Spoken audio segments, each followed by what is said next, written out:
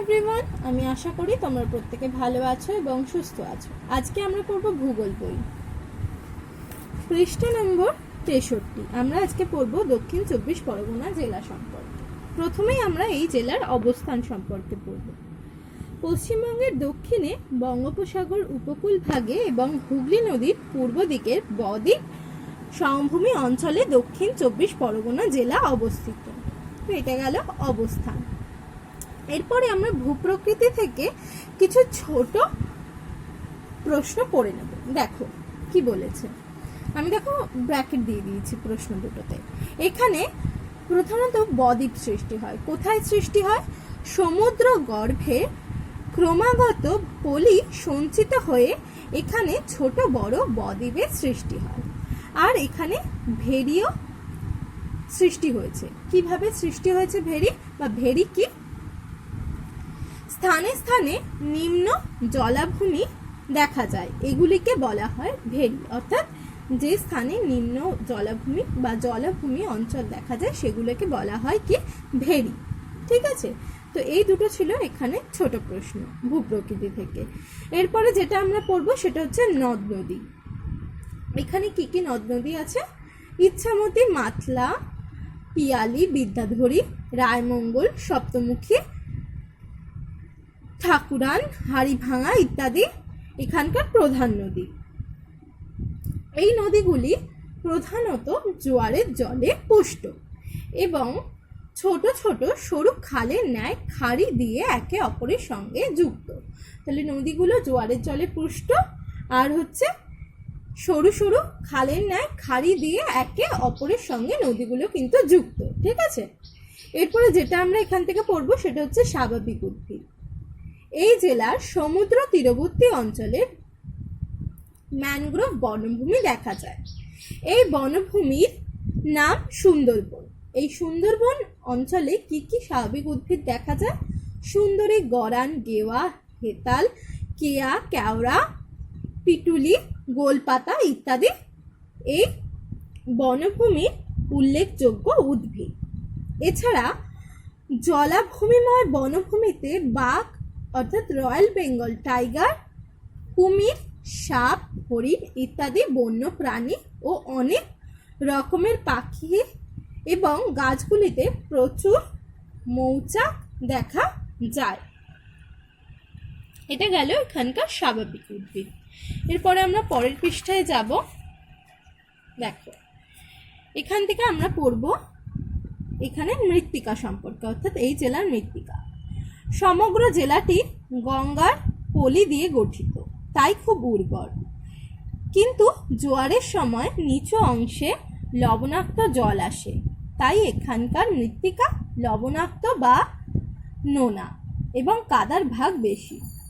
উঁচু ভূমিতে বেলে মাটি ও দোআঁশ মাটি দেখা যায়। ঠিক আছে, এটা হলো মৃত্তিকা।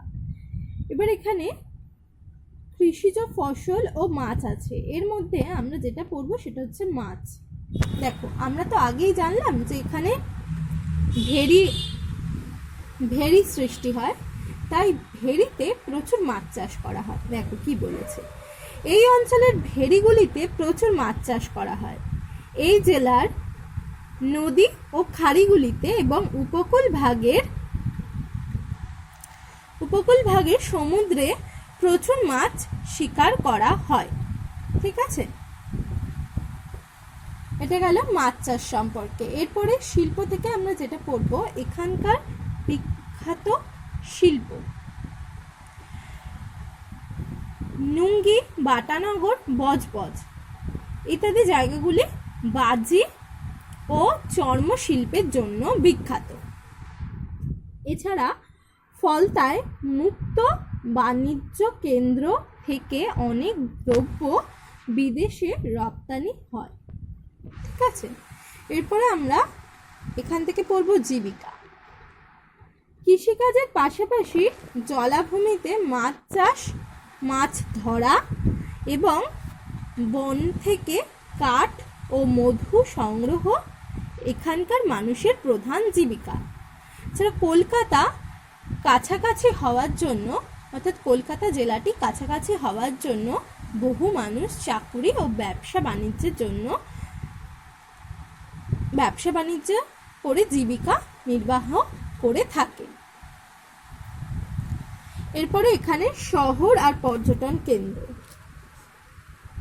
সদর শহর, এই জেলার সদর শহর হলো আলিপুর। এছাড়া শহর কি আছে? ডায়মন্ড হারবার, ক্যানিং, কাকদ্বীপ, বারুইপুর ইত্যাদি এখানকার প্রধান শহর। এবার এখান থেকে আমরা যেটা পড়বো সেটা হচ্ছে পর্যটন কেন্দ্র। এখানে কি কি পর্যটন কেন্দ্র আছে দেখো। ডায়মন্ড হারবার, রায়চক, বকখালি, ফ্রেজারগঞ্জ, গঙ্গাসাগর, সুন্দরবনের বিভিন্ন অঞ্চল প্রধান পর্যটন কেন্দ্র। বহরু জয়নগরের মোয়া আর বারুইপুরের ফল ভারত বিখ্যাত, আর সুন্দরবন ও রয়্যাল বেঙ্গল টাইগার পৃথিবী বিখ্যাত।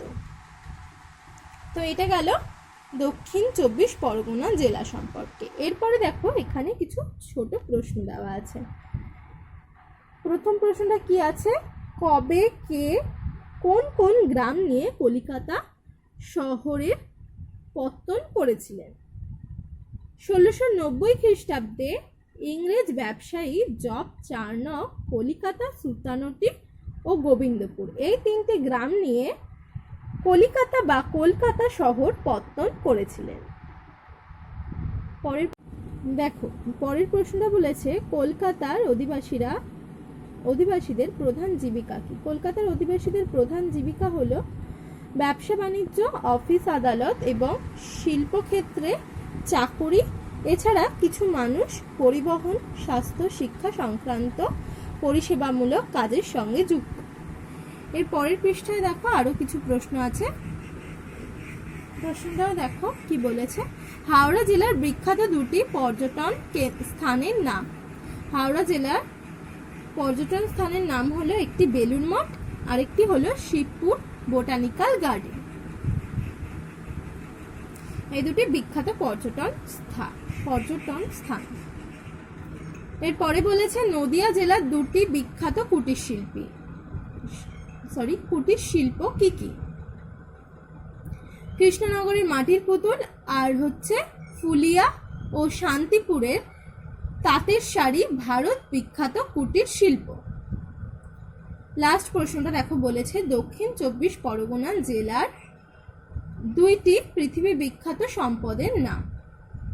সুন্দরবনের ম্যানগ্রোভ বনভূমি ও রয়্যাল বেঙ্গল টাইগার দক্ষিণ 24 পরগনা জেলার দুইটি পৃথিবী বিখ্যাত সম্পদ। ঠিক আছে, তো তোমাদের আজকে দক্ষিণ 24 পরগনা এই জেলার সাথে এই কয়েকটি ছোট প্রশ্ন পড়া রইল। তোমরা এটা পড়বে। কারো যদি এখান থেকে কিছু বুঝতে অসুবিধা হয় তাহলে অবশ্যই আমাকে জিজ্ঞাসা করে নেবে। আর তোমাদের বলে রাখি এই মেদিনীপুর বিভাগটা তোমাদের এইবারে পরীক্ষার জন্য বাদ থাকবে।